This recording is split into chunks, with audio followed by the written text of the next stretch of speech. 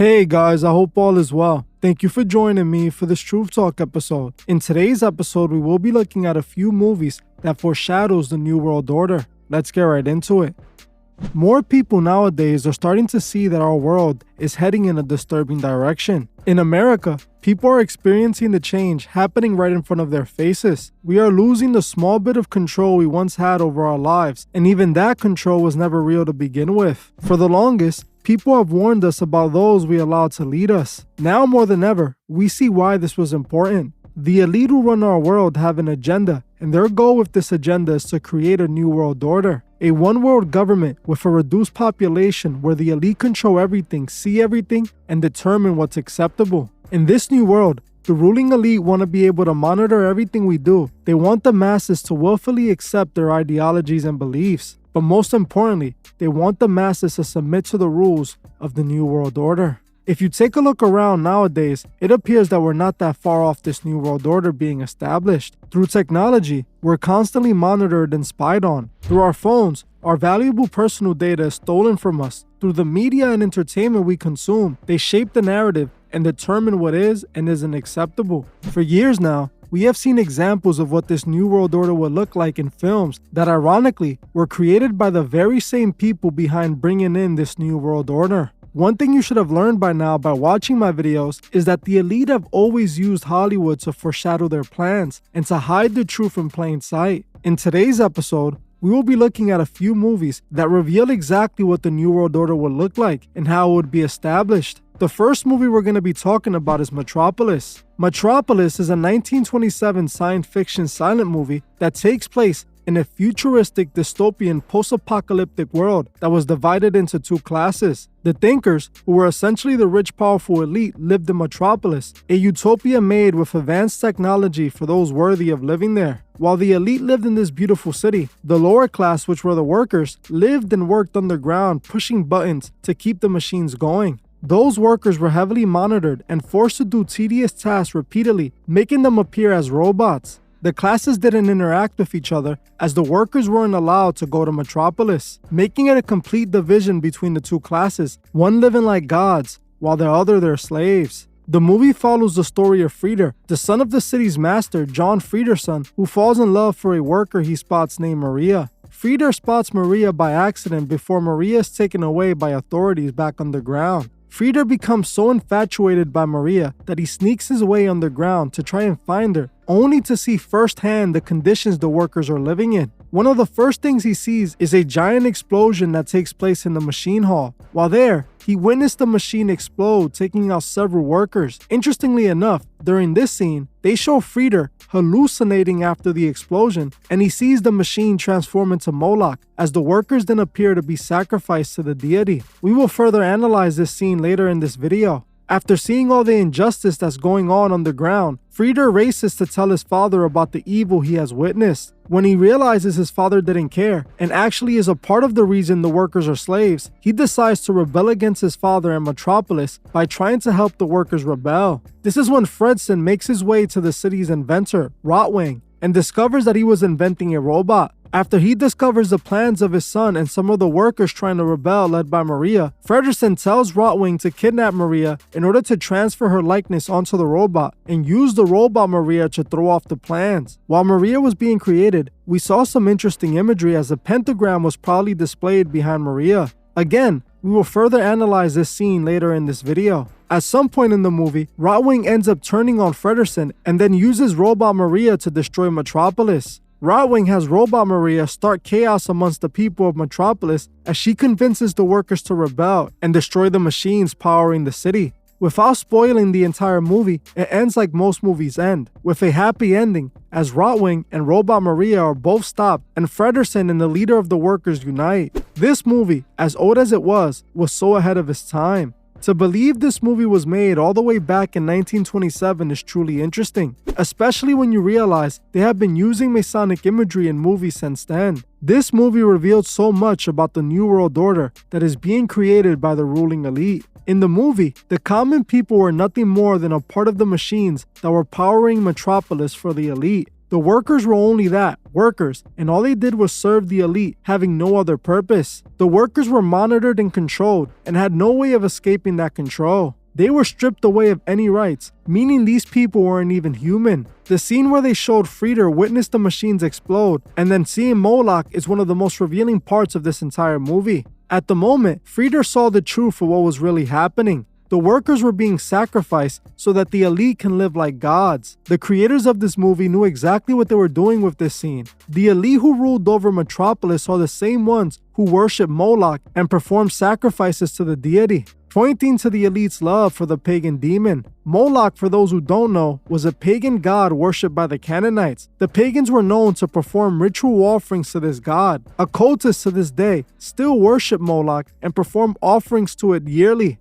The Canaanites believed that if they didn't please this god, he will destroy their civilization. Back then, sacrificing your firstborn to Moloch meant that he would spare your people and bless you with wealth and prosperity. So the pagans will make these sacrifices routinely to the god to ensure their society kept on prospering. This movie was showing us a representation of just how the elite are sacrificing the workers to Moloch to keep Metropolis running. In the New World Order that the elite are creating, they will be doing the same exact thing, sacrificing the workers to Moloch for their new world to prosper. All the way in 1927, they were already using Hollywood to put the truth in plain sight. They were already showing us that the elite were worshippers of the beast. When they show the scene where Robot Maria was being created, they show a pentagram shown behind Maria to imply that the evil came directly from Lucifer. What's very interesting about this scene is that so many A-list celebrities in Hollywood have drawn inspiration from Robot Maria. Like we spoke about in the last video, Beyonce herself has dressed up like Maria for a BET award show and also during her recent Renaissance tour. They obviously refer to Maria because of her connection to Lucifer, as shown with the pentagram. They made it clear that this dystopian world was a satanic one, as Robot Maria was connected to Satan while the machines were being compared to Moloch, another representation of the devil. This movie sadly shows us a glimpse of a world that is coming. We are so close to living out this existence. In the real world, there are pretty much just two classes, just like in the movie. These two classes live completely separated. The ultra-rich either live in mega mansions or in condos on the top floors of the biggest skyscrapers in the best neighborhoods or blocks, while the average person lives in shacks the size of their bedrooms. The elite already monitor everything we do. They are already in our heads and have shaped the world under their ideology. They have already enslaved the masses with meaningless 9-to-5 jobs that really just benefit the elite that keep them controlled. The working class works for an unlivable wage under the companies owned by the very elite who made sure the workers never make enough. In the New World Order, it would only get worse, as this false sense of freedom people think they have will be stripped away as well. This is what Metropolis showed us almost 100 years ago. The next movie we're going to be talking about is the 1984 movie called 1984, which was a retelling of George Orwell's book by the same name. The movie took place in a dystopian post-apocalyptic totalitarian world where the elite had established a new world order. The entire world was broken up into three superstates: Oceania, Eurasia, and East Asia, who were all fighting each other in a never-ending war in an off-grid area mostly located around the equator. The movie itself takes place entirely in Oceania, as we get to see just how bad the New World Order will be. Oceania is a superstate created after an apocalypse nuclear war took place 20 years prior. In the movie, Oceania is governed by a shadow group called Big Brother, who are never seen by the citizens. They monitor the people by watching through telescreens they installed in everyone's home and around the city. Throughout the movie, posters of Big Brother are placed all over Oceania to remind the people that Big Brother is always watching them. Big Brother has established their new world order by using a variety of different methods: fear, manipulation, and even mind control. All is enforced on the population to keep them controlled and obedient. Oceania is patrolled by the Thought Police, who would monitor Oceania, making sure no one falls out of line, and that no one even thinks about anything besides what Big Brother says. The people of Oceania weren't even allowed to have romantic relationships. 85% of the population were considered pros, which were essentially the working class. 13% of the population were a part of what was called the outer party. They worked directly under the elite and were the gap between the elite and the pros. The elite were a part of the 2% that were called the inner party. In the movie, Big Brother rewrote history to fit their narrative, erasing anything from history that went against their current ideas. The movie follows the story of Winston Smith, who works for a small office called Ministry of Truth, where he is tasked with rewriting history to fit the narrative set by Big Brother. Smith hates his job and his meaningless life, as he feels that there's more to life than Big Brother and the party. Smith finds a small bit of peace by writing his true thoughts secretly in a journal away from the telescreen sight. In this journal, Smith would write about his hatred for Big Brother and his desire to overthrow them and free himself from this world. Eventually, during the movie, Smith bumps into Julia, who also works for the Outer Party, a part of the Ministry of Truth. Julia secretly gives Smith a letter telling him she loves him, which sparks a relationship between the two. They eventually decide to meet in a remote countryside area where they end up hooking up. This is when they would eventually secretly move out, renting a room above a pawn shop in a less monitored area. For a couple months, Smith lives out a fantasy life with Julia, living out their love in secret. At some point, Smith decides that he wants to play a part in stopping Big Brother. He would end up meeting a person named O'Brien, who was supposed to help him achieve this, only to later find out that he was an agent, a part of the Thought Police. This led to Smith and Julia being caught in their apartment, being taken to a facility where they were programmed using MKUltra techniques. Eventually, they break Winston, forcing him to obey Big Brother, as by the time the MKUltra programming ends, he not only loves Big Brother, but he now thinks that it was stupid of him to ever have tried to free himself from them. This movie told us exactly what the elite were trying to create, a world where the masses are not only constantly being monitored, but also brainwashed by endless propaganda and mind control. There's even a scene where people are watching propaganda films at a rally, with the films being made to keep the people in a state of fear. This was one of the main tools used by Big Brother in the film, using their media to spread fear about the war with the other superstates. What's interesting is that fear is a tool that the elite use in the real world as well. Mainstream media is always pumping out its daily dose of fear to keep the masses just worried enough. This is a method of psychological control. The movie shows us just how the elite are planning on stripping the people of all their human rights, even the right to their own thoughts. They also showed how they were controlling the population's growth, it all being controlled by Big Brother, who was always watching. This movie told us the plans back in 1969 in the novel. If you were to ask me, we're living in a version of Oceania. We are heavily monitored and controlled with propaganda. They push their agenda down our throats, and if we speak out against it, our lives are destroyed. They tell us who to hate through their media and want to know everything we think and do.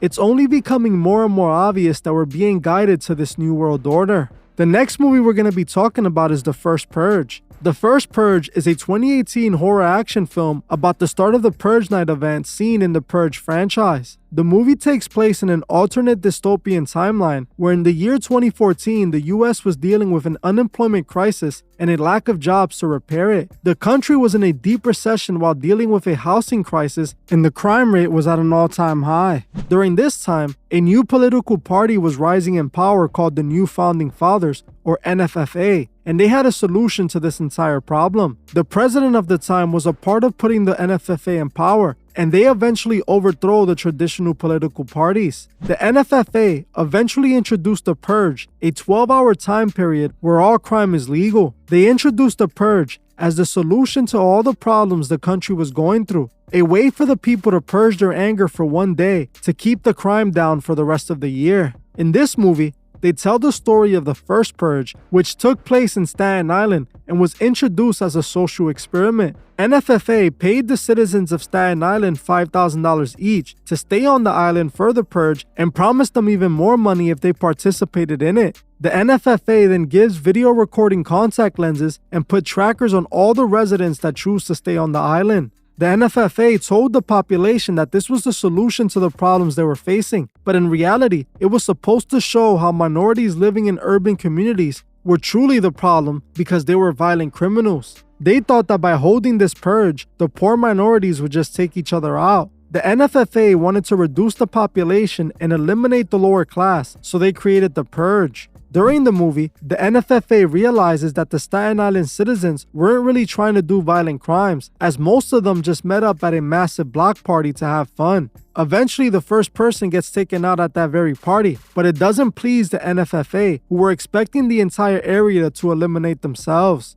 This is when the NFFA sends in military personnel in order to eliminate as many people as possible. They show these military men literally wiping out entire floors of people in apartment buildings. By the end of the movie, the NFFA gets exactly what they wanted, as they label their purge a success and it becomes a yearly tradition. This movie, just like the previous two, tells us so much about the world the Elite are building. In this movie, just like the previous two, they let us know who are the ones to bring in the New World Order. In all three movies, the New World Order came after the Old Order was destroyed. The Elite in all three movies used order out of chaos to establish their New World Order. In this movie, they didn't even hide who would be the ones bringing in the New World Order. They called them the New Founding Fathers. What's interesting about this is just by a simple Google search, you would realize the original Founding Fathers were all Freemasons. They created America with the eventual goal of it being their mecca for their New World Order. Something else this movie showed us is how the Elite are going to manipulate the truth in order to get what they want.